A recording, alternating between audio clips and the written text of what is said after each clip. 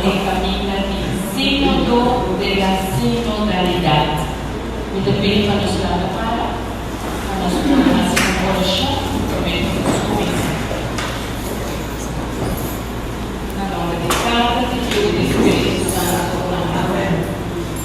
Nos Padre que nasceu, o nome seja santificado, la reino venga a nos, o voluntad sea así na terra como na cielo. Dá-nos água e nos pan de cada dia, e perdonar-nos os deveres, mesmo nós perdonamos os devedores, e não nos caia em tentação, mas livra-nos do mal. Maria, de gracia, Senhor, da cubo, bota bendicionada e tu moderna, e fruta de tua barriga, Jesus, da bendicionada. Santa Maria, Mãe de Deus, pedi para nós, pecadores, agora e na hora de nosso morto. Amém. Glória a Deus, e ao Espírito Santo. Maneira da hora do pensamento, agora e sempre, do século de século. Amém. Senhor, nos agradecemos por el momento aqui. A promessa é junto a cada um de nós, com nosso presente a noite. Nos pedimos, manda o Espírito Santo para iluminar-nos, guiar-nos, para nos compreender o que a promessa pede de cada um de nós. Senhor, nos pedimos que sempre conosco, guia-nos para nos sempre o discípulo fiel. Amém. Na nome de Padre, do Filho e do Espírito Santo. Amém. Dado en español, y espero que comprendan español bien. Hablo despacio, es muy fuerte. Que hablo despacio para que ustedes todos me puedan seguir.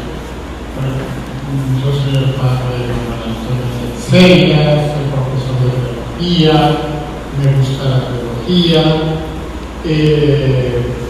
soy director del Instituto de Teología en Venezuela, decano de la Facultad de Teología en UCAL, es lo mismo, pero son dos títulos distintos, o dos cargos distintos.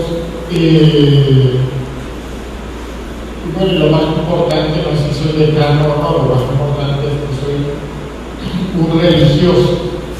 Ustedes aquí en Aguado tienen la experiencia, o tuvieron hace mucho tiempo la experiencia de religiosos que fueron los dominicos.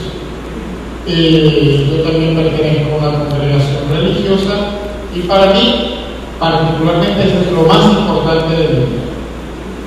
Es decir, que yo sea religioso, eso va a terminar o no va a terminar, eso dura hasta que yo me muera. Que yo sea profesor, eso dura hasta que me jubile. Y que yo sea decano, eso dura 4 años y se acabó. Pero ser religioso dura toda la vida. Entonces, es para mí lo más importante. Y bueno, también soy, como religioso, pues también soy sacerdote y también dura toda la vida, ¿no? La particularidad de ser religioso es que el religioso quiere vivir como un hermano.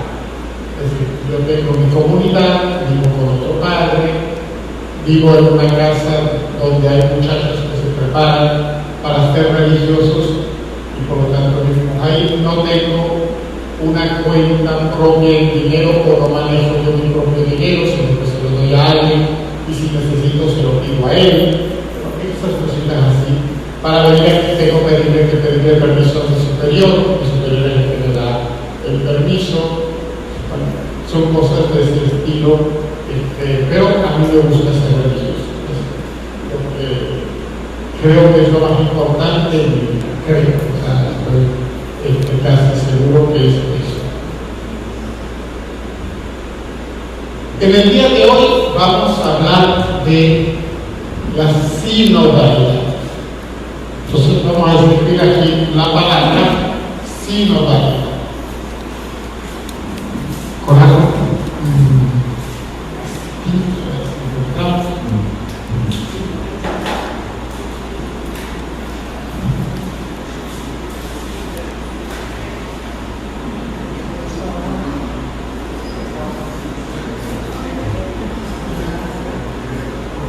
sínodal. Y junto a esa palabra vamos a escribir otra palabra que se llama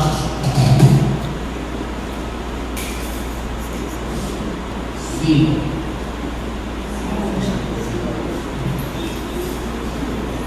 La primera parte de esta conversación es: ¿alguno de ustedes sabe lo que es un sínodo?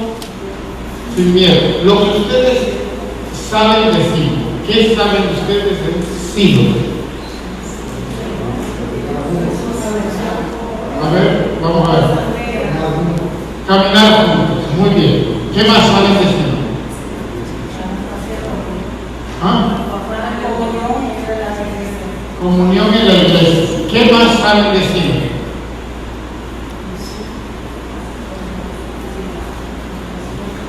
Vamos a ver. Venga usted conmigo.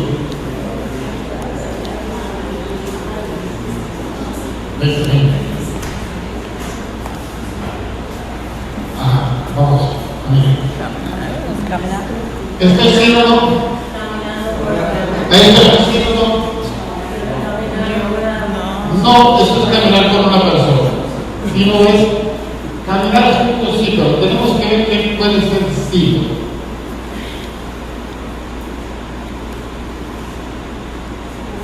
Tenemos algo, la conferencia, un caminar juntos, tenemos varias ideas. Comunión, pues son palabras que de alguna manera aparecen en la palabra sí. Caminar juntos,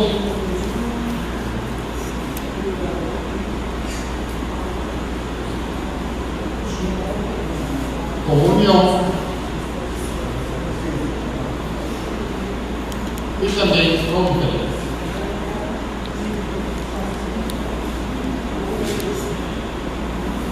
Esta palabra es importante que ustedes lo sepan, porque si no hablamos de sinodalidad y todo, pero no sabemos ni lo que consigue.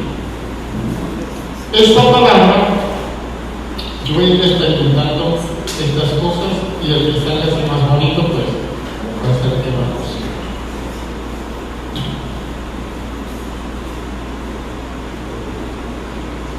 Esta palabra es muy antigua. Esta palabra está al inicio de la iglesia.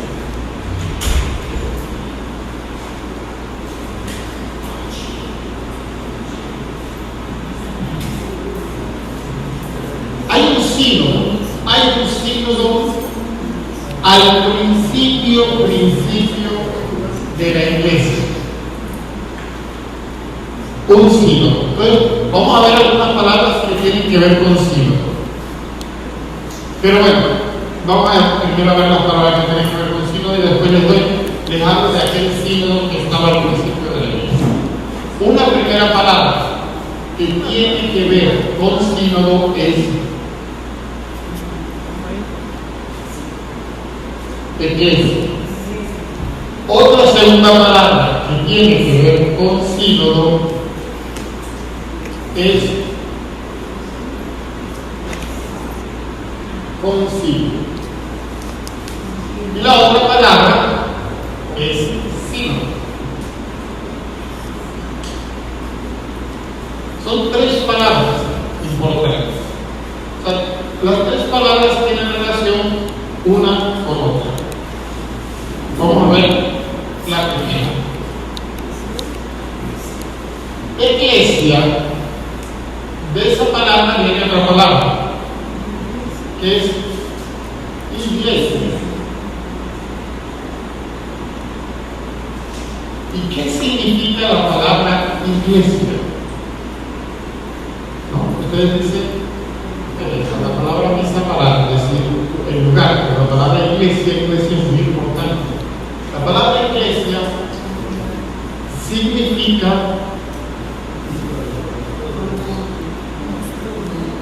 convocados, llamados.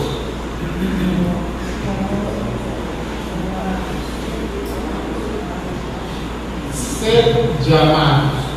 Esa es una primera palabra. alguien que es llamado para reunirse. Esa es eclesia. Eclesia son convocados, llamados. Y esto va a ser muy importante para entender la palabra sínodo. Concilio, pues significa entendernos, conciliar, ponernos de acuerdo.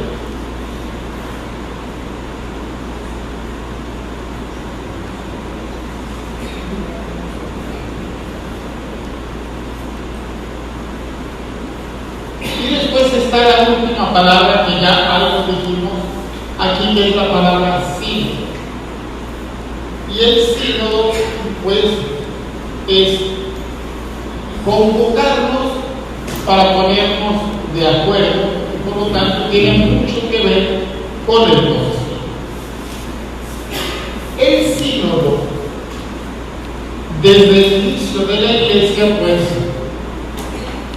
no es que todo el mundo va a un sínodo. O sea, el sínodo tiene como un peso. Es decir, hablamos de un tema, intentamos pensar juntos ese tema, intentamos dar luces sobre ese tema y luego intentamos vivir, después de haber pensado todos juntos, lo que nosotros hemos dicho que podría ser lo mejor.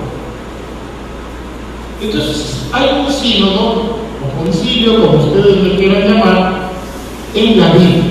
Es prácticamente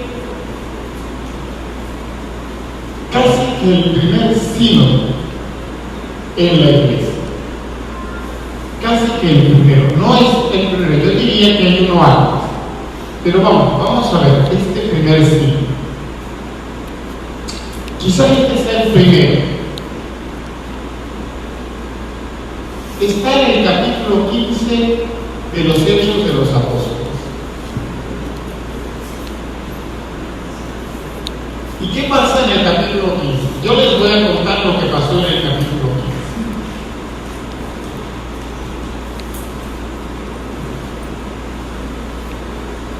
15. Los apóstoles, cuando muere Jesús y luego lo ven resucitado, se dan cuenta de que Jesús había llamado a 12 apóstoles. Los apóstoles no eran todos, eran inteligentes. A veces podríamos creer que eran tontos, los tontos no eran inteligentes. Y ellos dijeron, si Jesús llamó a 12, ahora nosotros somos, ¿cuántos eran en ese momento cuando se muere Jesús? 11, porque Judas desapareció, se murió. Hay que llamar a otro, hay que llamar a uno más. ¿Por qué? Porque eran 12 las tribus de Israel, y ellos dicen, si Jesús llamó a 12, es porque quiere que seamos 12. Para recordar que venimos de las tribus de Israel y ahora somos un nuevo Israel. Y aquí la palabra Israel me parece importante. O sea, queremos ser el pueblo elegido, pero ahora somos el nuevo pueblo elegido. Eso es lo que estaban pensando los apóstoles. Y fíjense cómo lo eligen. Dicen, para que haya, o para que alguien sea apóstol, tiene que haber conocido a Jesús, haber vivido con Él y haber compartido con Él. Tenía que ser alguien que había conocido realmente a Jesús. Y dan dos nombres, José y Matías. Lucas, en su Evangelio, en los Hechos de los Apóstoles, el que escribe los Hechos de los Apóstoles es el que escribió el Evangelio de Lucas. Lucas dice, cuando da la descripción, bueno, había dos: José, que era un hombre justo, cumplidor de la ley, ayudaba a la iglesia, ayudaba al templo, era una persona brillante, José. Y después estaba Matías, y ya no dice nada de más. Ahora, les hago una pregunta. Si Lucas dice, José era un hombre justo, era cumplidor de la ley, era devoto, ayudaba, y después yo digo, y también está Matías, ¿a quién creen que Lucas quería más? A José. Porque de José le dice todo lo bueno, del otro no dice nada, sino el nombre. ¿Y quién salió? Matías. Salió Matías. Los apóstoles, ¿quién querían? A José, pero salió Matías. Vuelvo otra vez, dos, porque querían ser el nuevo pueblo elegido. O sea, entonces, ¿cómo veían ellos a Jesús? Pero Jesús es el que viene a reconfigurar, restaurar. Vean ustedes cómo quieran decirle el nombre, el pueblo de Dios, y lo hace nuevo.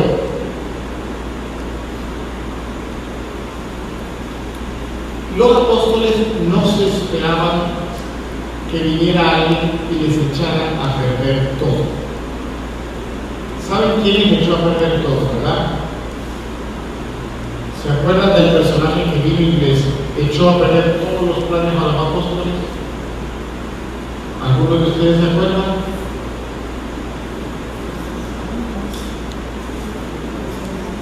Ya se los voy a decir. El Espíritu Santo. El Espíritu Santo les echó a perder todo. Porque ellos decían, muy bien, o sea, ya tenemos todo listo, está la iglesia lista. Y el Espíritu Santo, pues resulta que se enamoró de Pablo. Y Pablo era un perseguidor. Y entonces Pablo, fíjense que estamos hablando de un libro que se llama Hechos de los Apóstoles. El personaje de Pablo ya comienza, ya aparece en el capítulo 8 de los Hechos de los Apóstoles. Aparece así, o sea, como algo poco importante. Cuando fueron a apedrear a Esteban, y dice, y dejaron sus vestidos a los pies de Saúl. Esa es la primera vez que aparece. Y no se dice más nada. Pero ya en el capítulo 9, pues ya se dice que había sido discípulo de Gamaliel. Gamaliel era un hombre que enseñaba la ley muy bien y que además era un celoso de la ley. Importante. Vamos a volver otra vez a una idea que yo les había dicho. Nuevo pueblo de Dios. El que sabía lo que era ser pueblo escogido por Dios, y lo sabía muy bien, era Pablo. Muy bien. Y Pablo decía, para que el pueblo escogido se mantenga, hay que perseguir a estos desgraciados que quieren cambiarnos lo del pueblo elegido. Y Pablo los persiguió. Los dos defendían la misma idea, pueblo elegido. Los dos defendían la misma idea. Pero, ya digo, el Espíritu Santo se enamoró de Pablo, le hizo caer, quedó ciego, y bueno, quería empezar la aventura de Pablo. ya Pablo abandona, deja de lado esa idea de pueblo elegido. Quien le hace abandonar la idea es el Espíritu. Comienza a vivir otra cosa. Los apóstoles no la habían abandonado, Pablo la abandona. Y Pablo no es que se recupera la vista y ya sabía lo que tenía que hacer. Pablo no tenía ni idea de lo que iba a hacer. Y se fue a Antioquía con Bernabé. Ahí, en Antioquía, junto con Bernabé, pues comienza a hablar de Jesús. Para Pablo sí había algo importante. Y lo importante era que ya solo podía hablar de Jesús. Eso era lo importante.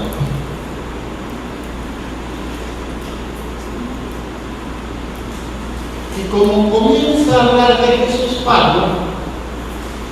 Pablo ve que los de Antioquía comienzan a creer en Jesús y el conocimiento que ellos van teniendo de Jesús les va cambiando la vida.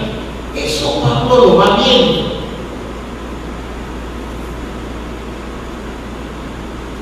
Y ve que cada vez más gente va queriendo ser parte de este grupo de convocados. O sea, se va haciendo una iglesia. ¿Qué pasó? Que algunos judíos dijeron: ¡hey! ¡Stop! ¡Wait! Aquí hablaban en inglés, ¿sabes? Entonces, y dije: nosotros somos el nuevo pueblo de Dios. Y si somos el nuevo pueblo de Dios, porque somos pueblo de Dios, tenemos que seguir las reglas del pueblo de Dios. Ellos tienen que circuncidarse para ser bautizados. Y ahí Pablo se molestó. ¿Por qué se molestó Pablo? Porque si había alguien que sabía lo que era pueblo de Dios, era él. Pero si había alguien que sabía quién era Jesús, era él. Y él dice: no, Jesús no quiere eso. Digo, eso era de los judíos. Pero esto es algo nuevo. O sea, no es la continuidad de los judíos. Es algo nuevo. Y ahí se pelea los fariseos con Pablo y Bernabé. Y están los de Antioquía. Decían: bueno, ¿qué tenemos que hacer? ¿Circuncidarnos o no? Y Pablo decide ir a donde los apóstoles. Y ahí está el primer signo, en el capítulo 15. Claro, los apóstoles tenían las cosas claras hasta que el Espíritu Santo decidió meter la pata. El Espíritu Santo echa a perder las cosas. Fíjense, María y José se iban a casar y vino el Espíritu Santo y les echó a perder la vida. Al menos les cambió la vida. Pues aquí también pasó algo parecido. Y Pablo se va con los dos y dice: miren, este es el problema. Los fariseos dicen que tienen que bautizar, o los judíos. Y yo, desde mi experiencia, digo que no tienen que bautizarse. Los judíos que estaban ahí, junto con los apóstoles, dijeron: tienen que bautizarse. tienen que circuncidarse, perdón. Y Pablo dijo, pues no tienen que circuncidarse. Los apóstoles estaban convencidos de que tenían que circuncidarse menos uno. ¿Ustedes se acuerdan quién era el que no quería, el que no que no?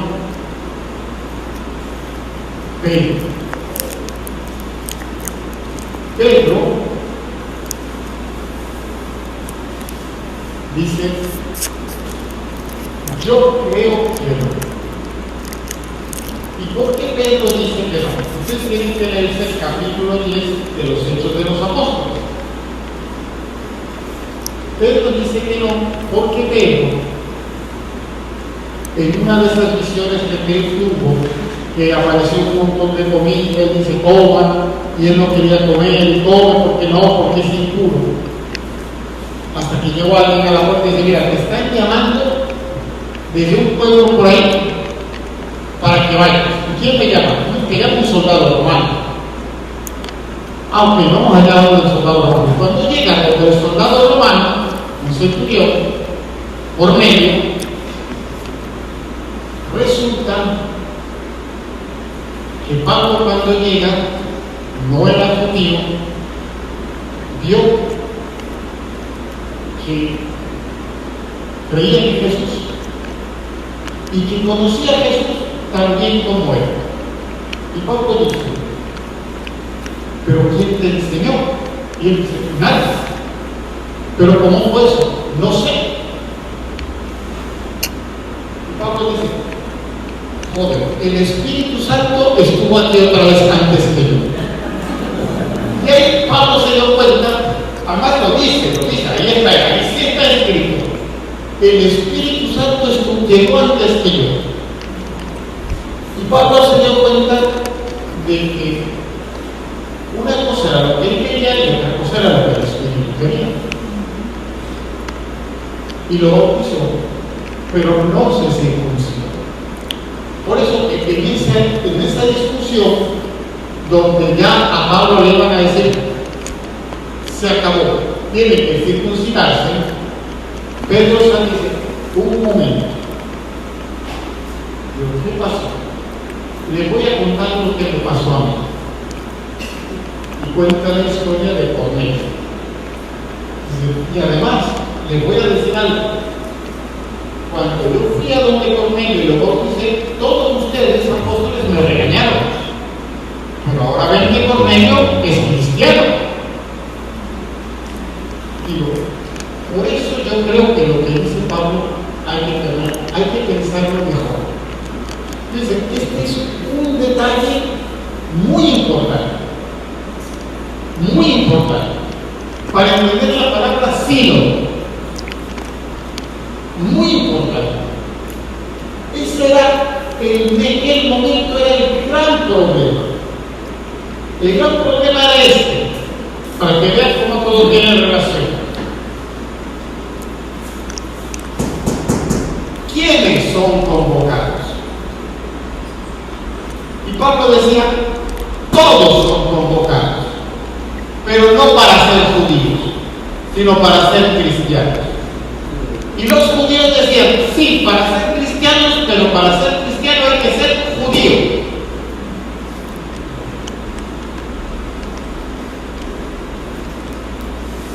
Y leyendo, tuvieron que ver los hechos que habían pasado para tomar una decisión. Gracias a esa decisión del siglo I, todos los que estamos en esta sala somos cristianos, sin ser judíos. Fíjense que esa decisión, miren qué consecuencias tuvo.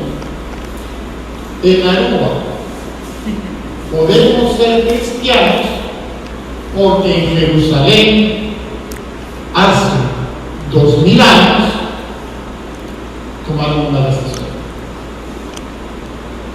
Miren la importancia de un sínodo, de haber hablado. ¿Y cuál era la importancia de ese sínodo?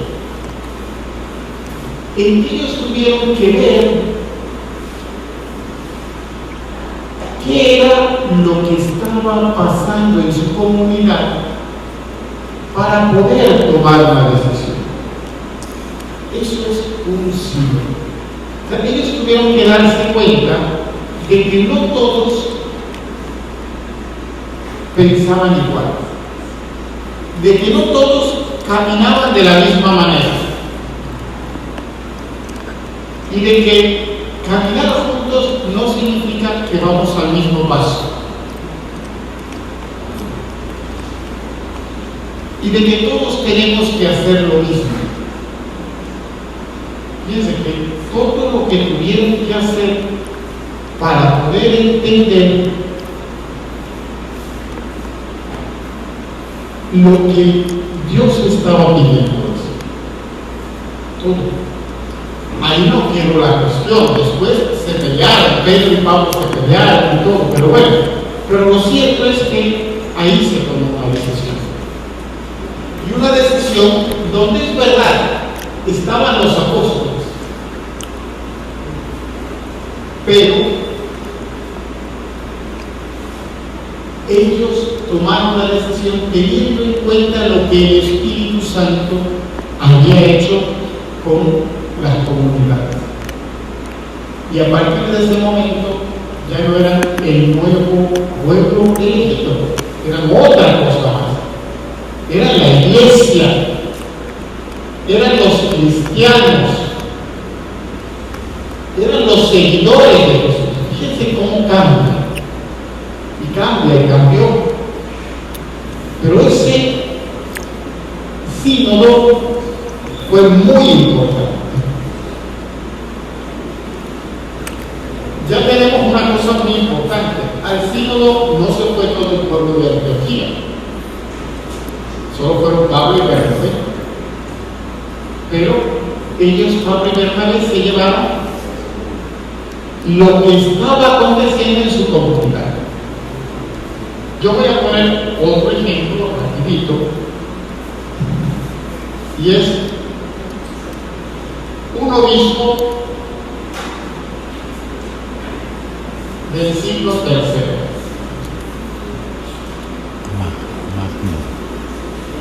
Magno Alexander. Cipriano de Cartago. Podría poner otro obispo. Podría haber puesto Ignacio de Antioquía. Pero bueno, Cipriano de Cartago, me interesa hablar de Cipriano de Cartago ahora. Incluso San Agustín, que también fue obispo de la misma zona de Cipriano. Cartago es un lugar que está al norte de África. Y ustedes saben que San Agustín era africano. San Agustín no fue romano, fue europeo, africano, al norte de África. También fue del norte de África. Al norte de África, el cristianismo creció mucho en los primeros siglos. Cipriano de Cartago decía algo muy importante. El obispo es aquel que debe mantener a la comunidad con vida. O sea, el obispo no es aquel que debe mandar. No. Si manda, el mandar tiene que ser para mantener la comunidad con vida. El obispo no es aquel que tiene que tener un poder. No. El único poder que tiene es mantener a la comunidad con vida, unida. Y Cipriano decía, cuando yo voy a una reunión con otros obispos, a un sínodo, toda la comunidad va conmigo. Es decir, en un sínodo en la cabeza de Cipriano no era una reunión de obispos, era una reunión de la iglesia, porque cada obispo estaba tan unido a su comunidad que él hablaba y su voz era la voz de la comunidad. Pero eso es la característica de un signo. Esa es la característica de un signo. Después de Cipriano de Cartago, eso se fue olvidando. Y ya el obispo comenzó a ser dueño de tierras, comenzó a ser de familias nobles, comenzó a tener privilegios de dignidad dignatarios, comenzó a tener poder, no solo poder religioso, sino poder civil. Y bueno, el obispo que era a partir de ese momento comenzó a ser un hombre con dinero y con poder. Así de sencillo. Los obispos comenzaron a ser hombres de dinero y de poder. No todos, pero era una característica. Y ya cuando decimos que era una característica, significa que todos podían ser. Y por eso todo el mundo quería llegar a ser obispo.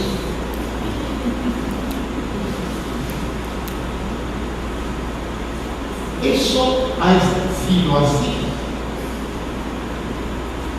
Incluso hoy día.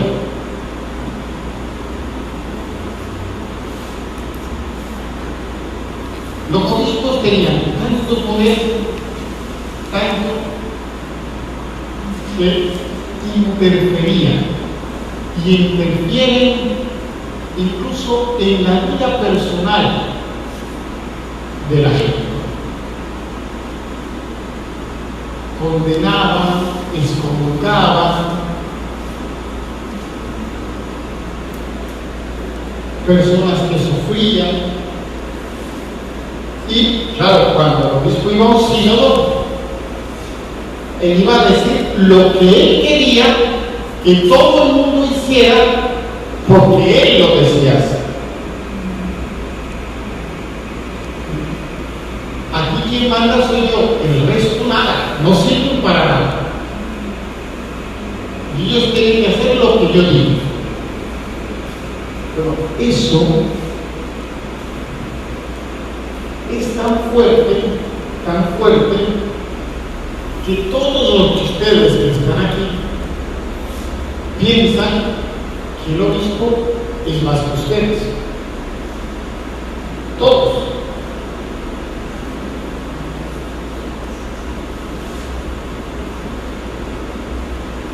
Y esa no era la función del obispo.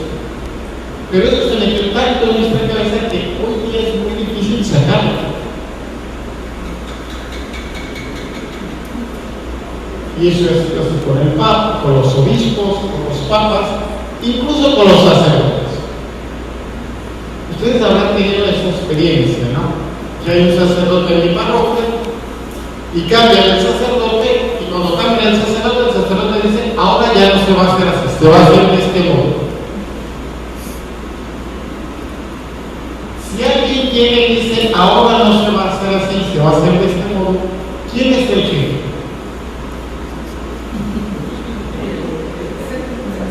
El sacerdote.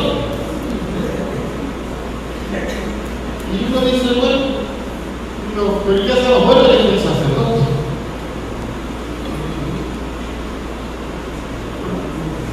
Es tan así, tan metido que creemos que tiene que ser así. Es muy triste, pero creemos que tiene que ser así. El Papa Francisco, ya sabemos lo que es un signo. Ahora, después de eso, ¿qué es un signo? Un sínodo es, después de eso, técnicamente, una reunión de obispos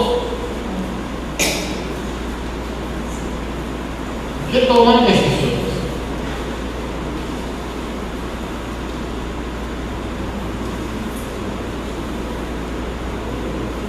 Pero es de obispos, más nada. Los demás ya me interesan tanto.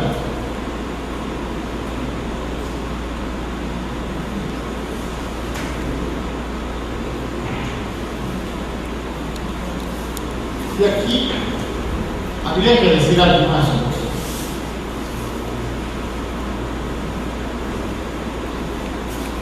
Por ejemplo, hubo un documento en 1968,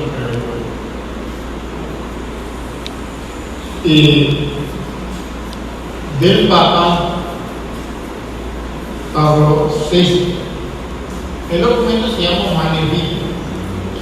Claro, cuando llegaron a la Humane Vitae, pues hubo como una especie de consulta de,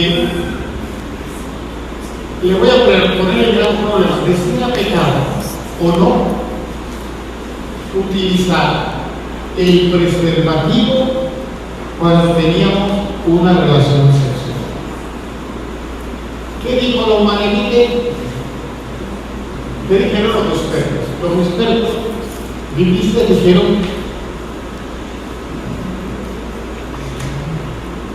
la Biblia habla de ese tema. No había preservativo en ese momento. Pero al parecer no hay ningún impedimento y no tendría por qué terminarse de pecado. ¿Qué dice después la Humane Vitae?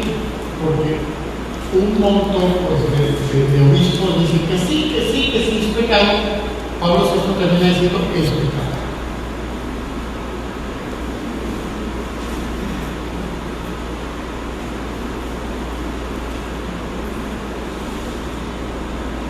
¿Ustedes se acuerdan de un papa llamado Benedicto XVI? Ratzinger,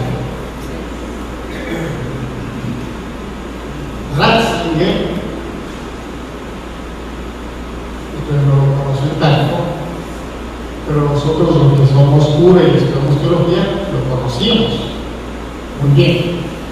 Ratzinger era un hombre muy duro.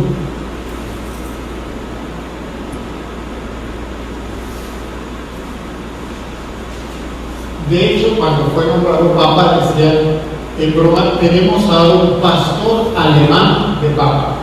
O sea, que el pastor alemán es un perro. Pero era por eso, porque él era un hombre duro. O sea, no dejaba pasar nada. Nada.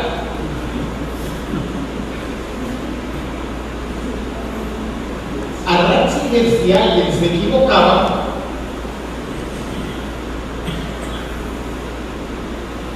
le venía una sanción desde Roma. Hay mucha gente que fue sancionada. Incluso un profesor que da clases conmigo fue sancionado en algún momento. O sea, Ratzinger llegaba a todos los sitios. Digo, ¿qué tiene que ver Ratzinger que está ya metido en el Vaticano con Caracas? Pues tenía que ver. Y conocía.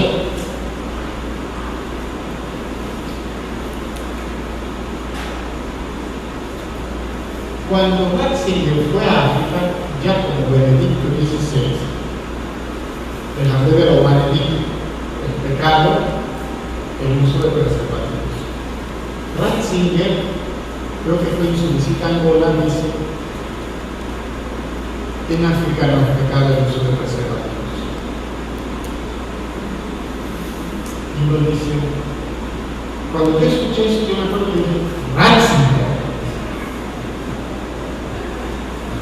¿será que está enfermo? ¿Y por qué lo dijo? Por una cosa muy simple. Porque había tantos hijos y vio que tanta gente se infecta de SIDA en África, que dijo: mira, mejor que lo utilicen y que no se muera. Y lo dijo en una entrevista. Y eso lo dijo hoy, y al día siguiente en todos los periódicos del mundo esa fue la noticia. Ratzinger dice que se puede usar preservativos. No había dicho eso claramente, pero bueno. ¿Qué quiero decir con esto? Que la Humana Vitae es hecho en Roma, en el Vaticano, con un grupo de obispos, y que no se enteraban de lo que estaba pasando en otro lugar,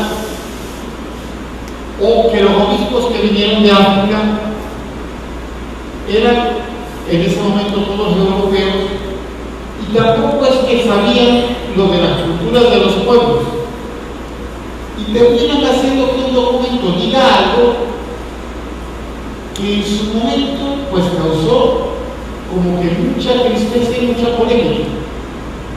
Y uno dice, pero ¿por qué tristeza? Bueno, porque los africanos y los cristianos dicen, bueno, no podemos hacerlo sin preservativo, pues porque es pecado, y mucha gente comenzó pues, a hacerse mucho poco con eso y los hacía sufrir.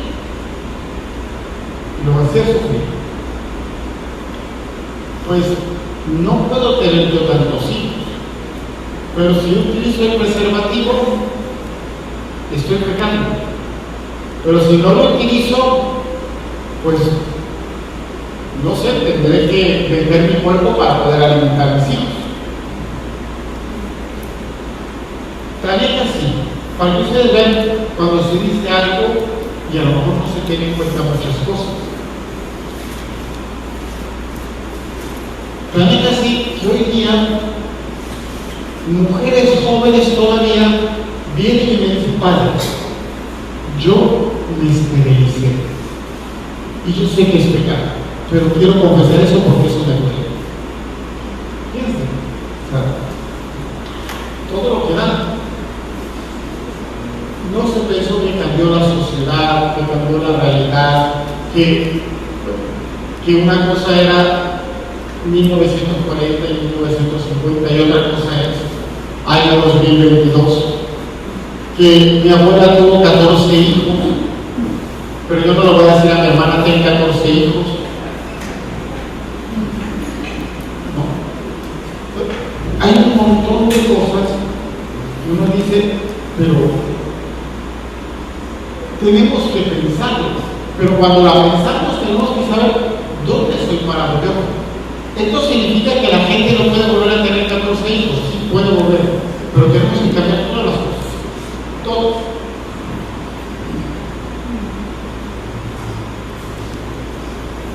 Y no sé si la gente quiere cambiar todas las cosas.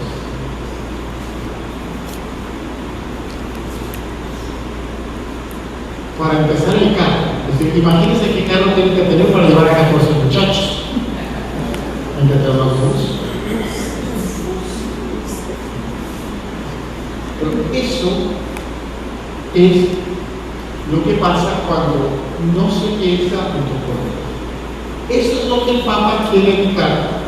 Y el Papa recupera una palabra que siempre ha existido, sino siempre ha existido, pero nunca había estado en el centro del modo de ser de la Iglesia. ¿Y qué es lo nuevo de esta etapa?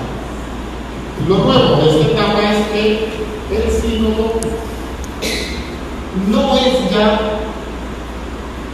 un aspecto, no es una práctica de la Iglesia para resolver problemas, no, o para hablar de un tema, no. El sínodo comienza a ser el modo de vivir de la Iglesia. O, aquí viene el modo de ser de la Iglesia. El modo de ser de la Iglesia.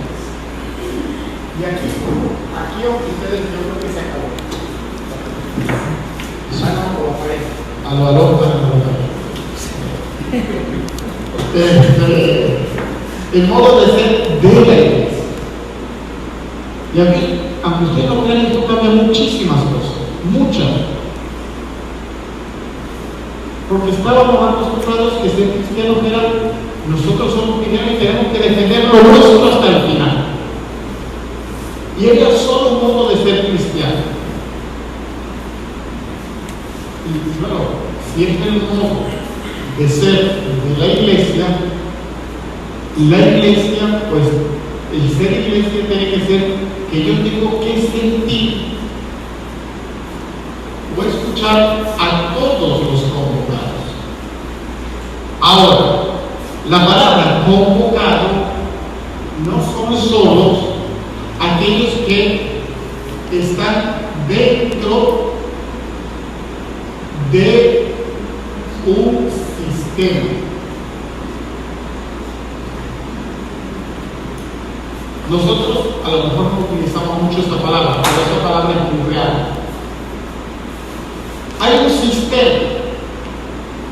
Por ejemplo, la iglesia es un sistema. O sea, la iglesia, las parroquias tienen un sistema. Igual que las computadoras tienen un sistema operativo. Pues nosotros también en la iglesia, en las parroquias, tenemos un sistema. Hay que bautizarse, hay que cumplir los mandamientos, hay que ir a la catequesis, hay que hacer la primera comunión. Hay toda una articulación. Todo funciona pum. Y así se hace. Nosotros creemos que ser convocado y ser iglesia es estar dentro del sistema. Yo puedo ser convocado y no querer ir al sistema porque me parece injusto o lo que sea. Yo no quiero formar parte de este sistema como está. Y no quiero serlo. Y yo me alejo del sistema.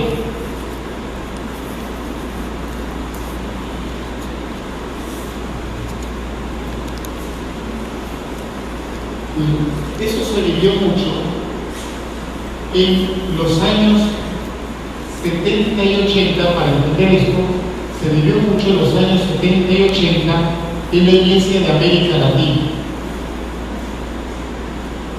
Después del concilio, los religiosos son como yo, grandes congregaciones, y algunos obispos en América Latina dijeron: si nosotros tenemos que vivir escuchando al pueblo, que es el Concilio Vaticano II, escuchando al pueblo de Dios, nosotros no podemos seguir viviendo así. Y deciden ellos, algunos obispos, Pedro Casaldalga es uno, hay otro que no me queda el nombre, no recuerdo.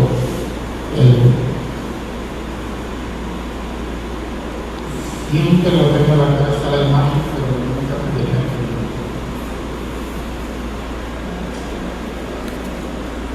Ellos deciden, renunciar a ciertas cosas. Y renunciaron a la mitra. ¿Saben lo que es la mitra? Esa cosa que lleva la mitra a los obispos. Es como un castillo, ¿no? Al anillo y a otra cosa más, y a un pacto así como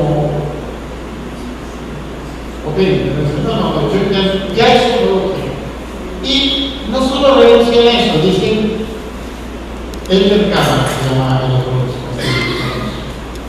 Me voy a venir a una casa normal, el palacio episcopal que se quede por ahí. Además le decían palacio.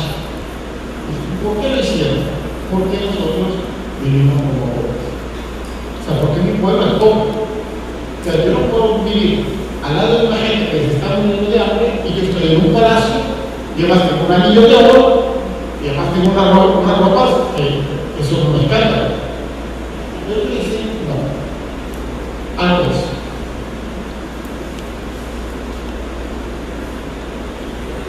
Algunos obispos se molestaron por esa acción y dijeron que esos obispos que hicieron eso no querían a la iglesia, porque estaban haciendo algo en contra de lo que se había hecho siempre. Mentira, porque Jesús dice, bueno, yo no, ni pago tampoco, ni ni los obispos que decían. Pero bueno, que era un escándalo.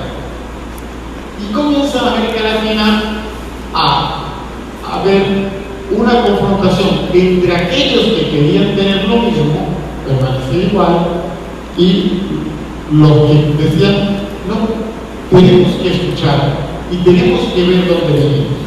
Bueno, los religiosos fuimos de esos. Y los religiosos, en algún momento, no entramos dentro del sistema. Y el obispo decía, hay que hacer esto, y los religiosos, pues, me importa lo que usted quiera, yo lo voy a hacer así. Y los religiosos comenzaron, se quitaron la sotana, se quitaron el clergyman, que llevan aquí, y se quitaron todo. Y comenzaron a vivir, bueno, más como la gente. Pero eso les daba más rabia todavía a los obispos. Y obispos que perseguían a los religiosos y a algunos sacerdotes porque hacían esas cosas. O que perseguían a los obispos que pensaban de manera diferente. Fíjense, eso es entrar dentro del sistema. Y eso es lo que yo les digo. Somos convocados, pero yo no quiero este sistema. Eso que pasó en los años 70 y 80 con los religiosos sigue pasando. A lo mejor hoy día no con los religiosos. Los religiosos ahorita nos metimos dentro del sistema. Ahorita estamos perdidos, estamos contaminados. Pero bueno. Y es así que hay que entender lo del sínodo. Convocados no son los que están dentro del sistema. O sea, el sínodo no mira solo a estas personas. Y es el gran error, o ha sido el gran error de este sínodo, de la sinodalidad en muchas partes. Y ahora vamos a ver qué recorrido ha hecho el Papa Francisco. Ustedes me van a preguntar, pero yo creo que yo ya hablé mucho y creo que queda mucho por hablar. Normalmente necesitamos tiempo y por eso el sínodo de la sinodalidad no es una cosa que rápida. No. Es algo que tenemos que ir aprendiendo. ¿Cuánto tiempo llevará para que nosotros aprendamos y vivamos así? 25 años. Dentro de 50 años estemos ya empezando a vivir la sinodalidad. Estoy hablando de 50 años. Entonces, bueno, ¿para qué empezar? ¿Para qué empezar? Porque si no empezamos, nunca lo vamos a hacer. ¿Y qué vamos a encontrar ahora? Muchas dudas, muchas preguntas, muchas rabias, cosas que nos cambian. Es que en Aruba no estamos viviendo la sinodalidad, bueno, ni en ninguna parte tampoco. Así que no se sientan mal, porque esto es algo que apenas estamos intentando ver cómo vivir. ¿Y quién sabe esto de la sinodalidad? Bueno, yo diría que todos estamos aprendiendo. Así que si viene un padre y les dice que saben todo de la sinodalidad, pueden decir usted es un mentiroso, ¿por qué? Eso es mentira. O sea, porque es algo que tenemos que hacer todos juntos. Si alguien lo hace solo, ya está fuera de la sinodalidad. Y ya se la puede decir, ustedes mentirosos. Es algo que hacemos juntos. Y solo lo podemos hacer juntos cuando convivimos. Y poco a poco va haciéndose lo de la sinodalidad. Por eso que a uno le da la sensación de que a sinodalidad lo estamos viviendo. Digo, miren, No es tan fácil como decir, o no es tan fácil decir que lo estamos viviendo. Eso no es tan fácil. Ojalá y lo estuviéramos viviendo.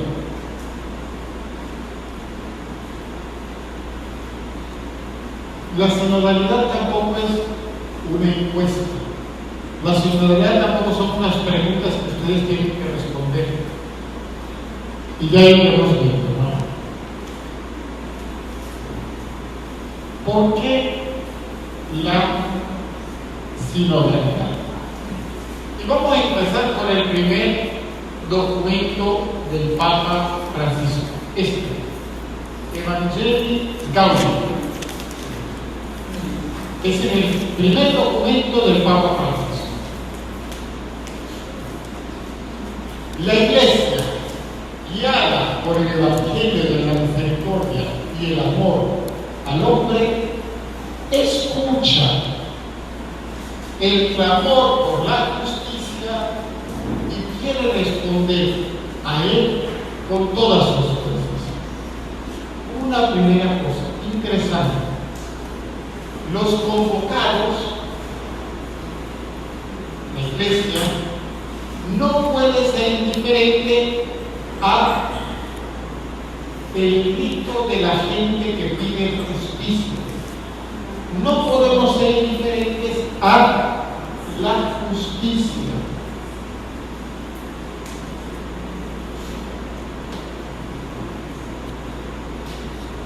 Tenemos que hacer algo.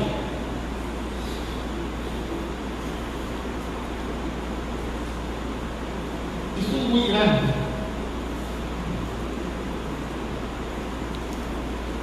Muy grande. Esto tiene consecuencias muy graves. El Papa Francisco no es muy querido. Yo, cuando iba con Stella a un lugar, yo le decía algo que a mí me llama la atención. Antes, tú ibas, acá en los países éramos pobres, pero tú ibas al hospital y te atendían de gratis. Y el país era pobre. Y había. Antes, tú ibas a la escuela y todos los niños tenían la posibilidad de estudiar. Digo, antes, no digo muchos años atrás, 50, 60 años atrás, no muchos. Yo lo viví.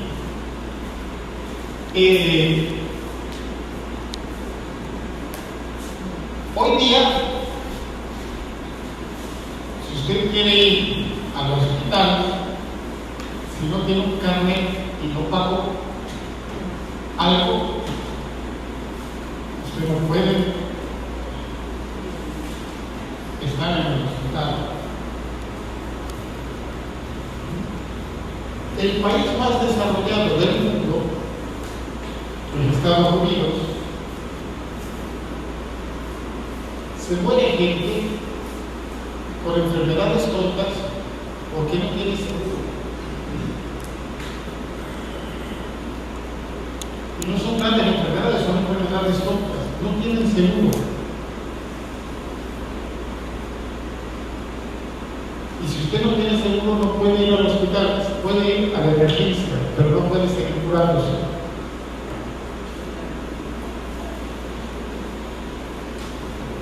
Entonces, escucha el clamor por la justicia. Una primera cosa es que los cristianos debemos pensar qué es justo y qué no es justo. Es decir, hacer algo. Y nos quedamos de brazos cruzados. Pareciera que el mundo es así. ¿Qué vamos a hacer? Y no hay nada que hacer. Y nadie dice nada. Nadie. Es tremendo. Yo ayer me enteré, hace unos días me enteré una noticia impactó mucho. O sea, ser cristiano hoy día significa tener sobre todo un cristiano que quiera ser serio, que en el mundo político me parece que hace falta cristianos. Significa tener una visión de lo que es la justicia. Y claro, y solo puedo tener esa visión cuando tengo contacto con los que sufren la injusticia. Si no, yo tengo una idea de lo que es legal, pero lo que es legal no siempre es justo. Justicia, una cosa, legalidad es otra.